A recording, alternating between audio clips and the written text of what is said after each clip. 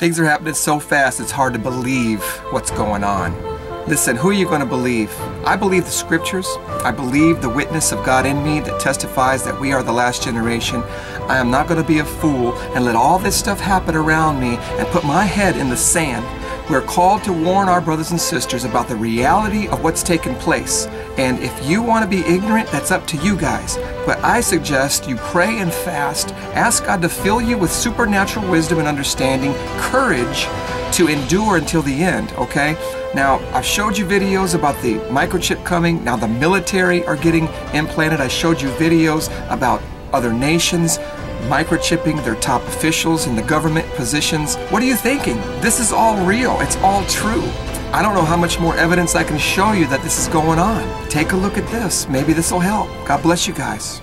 The U.S. government is engaged in a large number of secret medical experiments, developing techniques for mind control to create a so-called Manchurian candidate. What is the extent of these brainwashing experiments? How did the CIA become involved in such far-reaching and disturbing research? The 1962 film, The Manchurian Candidate, raised the specter of a remote-controlled soldier who was brainwashed by his communist captors during the Korean War. After returning home, is an unwitting assassin programmed to kill a U.S. presidential candidate. It's a chilling plot, and one that seems virtually impossible.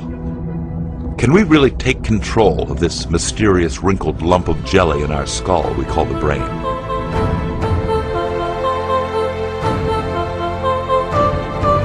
Inside our heads, the nerve cells are all engaged in kind of a telephone-like conversation. One speaking to the next, and as the information is going through, each neuron is listening to all of its neighbors, giving rise to more and more complicated signal processing inside our brains.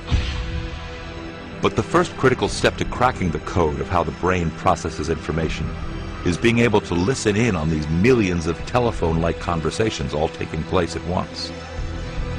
Consists of the same electrode array, the baby aspirin-sized 100 electrode array that goes into just the surface of the brain.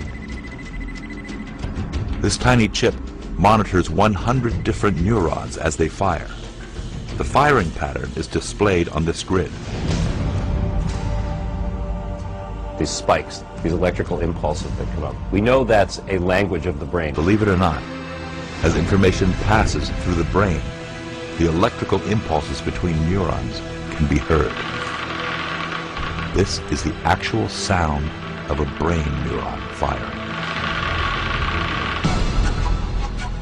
So in a way, we can literally hear thoughts. But how do we translate those sounds so we know what the person is thinking? At Brown University, they are working with tiny computer chips that can be implanted into the brain to transmit neuron impulses to a computer for mind-reading interpretation.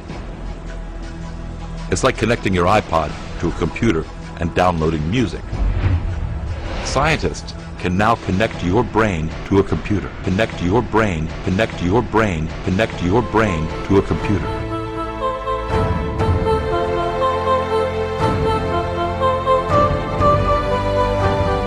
Alright, we're going to investigate Pentagon and their plans to commission Darpa to implant soldiers with microchips. You can go to Google and just type that in. Pentagon has commissioned Darpa to implant chips.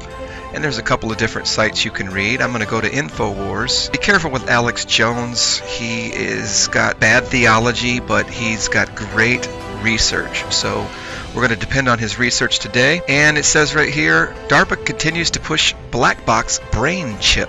Pentagon wants to help soldiers and seniors by implanting devices to trigger memories. And I'm sure that that's all they're telling us about this chip, but we know there's more to it than that. DARPA, the Defense Advanced Research Project Agency, the research arm of the military, is continuing to develop brain chips, according to documents newly posted as part of the agency's increased transparency policy. Yeah, they really want us to know what they're doing. The Defense Advanced Research Project Agency wants to tell us everything they're doing.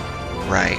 The agency is seeking to develop a portable wireless device that must incorporate implantable probes to record and simulate brain activity. In effect, a memory-triggering black box device. Now, I wonder what else this black box will be able to trigger in your brain. The process would entail placing wires inside the brain and under the scalp with electrical impulses fired up through a transmitter placed under the skin of the chest area. Bloomberg first picked up the story last week, and since then, several tech blogs have jumped on board, describing the technological push as part of a project to help injured soldiers and part an initiative set up by the Obama administration to find treatments for brain disorders such as Alzheimer's. In reality, this project has been going on for years, decades in fact, and given that the Pentagon War Machine is spearheading it with $70 million of funding, one must seriously question why the DoD suddenly gives a hoot about war-wounded vets. They don't care, brothers and sisters. This is just a cover for what they're really using it for. We're going to get a little bit into this video here in a minute, but I'm going to continue reading down at the bottom here. Now, this might explain a little bit more about what's really going on. The documents state that rather than aid general memory loss, such a device would enable the ability to recover task-based motor skills. That's right, controlling your members, your arms, your legs, like driving a car, operating machinery, tying shoelaces, flying planes, etc. One has to wonder from this description whether DARPA's brain implant would merely facilitate patching up soldiers and sending them back out on duty as if they were defective robots. Indeed, that is the kind of transhumanism project that DARPA reveals in. Just last year, it revealed that a DARPA team has constructed a machine that functions like a human brain and would enable robots to think independently and act autonomously. And you can continue reading the article. I just wanted to start that off with you and show you what's going on here. They want to build cyborg soldiers, and they want to control human brains and human bodies with technology, and this is going to tie into the microchip implant as well. Let's check out a little bit of this video and see what's going on. The latest from DARPA saying, well, we do want the troops to have microchips to monitor their health. We care about them. Tell us about that. This DARPA thing is so freaky. DARPA is, as your listeners are probably aware, the defense research thing here, which is they are the people who put out our tax dollars and then ask for proposals and solicitations from companies out there. And this is why we know about them, because they are required by law to make these public because they're spending public dollars. And they say, here is a request for proposals. Here's what we want to do. We have money. Companies out there, submit back to us, give it your best shot, tell us how you could pull this off, and then we will pay you and give you the contract, and then you develop it, and at that point it becomes top secret and nobody hears about it. But during this solicitation process, if people want to check this out, they can go to darpa.mil. This is called in vivo, meaning in live, living flesh, in actual animals or humans, in vivo nanosensors for diagnostics. It is solicitation number DARPA BAA 1233. So you can find it right there on the darpa.mil website. Again, go through startpage.com, though. And when you get there, I'll just read the quick description. This is the very short summary. They say the goal is to develop biocompatible nanosensors that provide continuous, non-invasive, and highly accurate measurement of a variety of conditions and substances within the living tissue of animals, plants, and insects. Using non-toxic materials, the sensors will permit qualitative and quantitative assessment over large concentration ranges of glucose, lactate, and urea in large molecules. So they're talking nanosensors. They say they're non-invasive, but these things are obviously deep into people's flesh. The Pentagon new battle suit, and it automatically tests your urine and all this. Stay right there. We're going to come back and get into these. And guys, reprint me those articles from 2 weeks ago about dangerous nanotech is in hundreds of foods and products, because now they're admitting that's getting in people's brains. There's already nanotech in the food we're eating.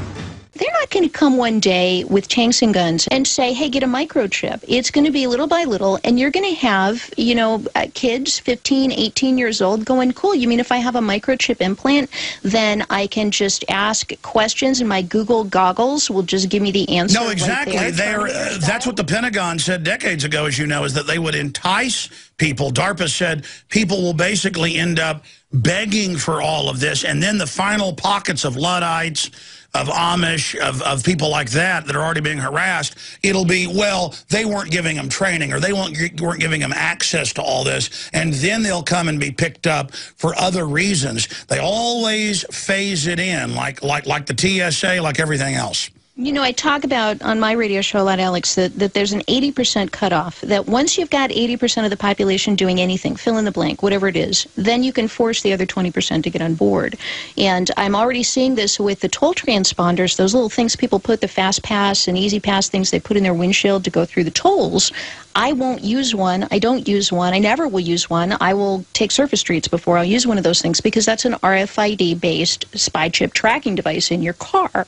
However, now that they've got 80% of people on board in many communities around the country, now they're moving to make those mandatory, where you can't even pay cash. There's no option of paying cash. Same thing is true with all of these different technologies. Once 80% of people have smartphones, there's going to be a requirement. You know, just like a Social Security number, you can't get a job without one. So all the holdouts back in the 30s, 40s, 50s who said, oh, that's the mark of the beast, they all had to sign up, or they died off, and then their kids signed up.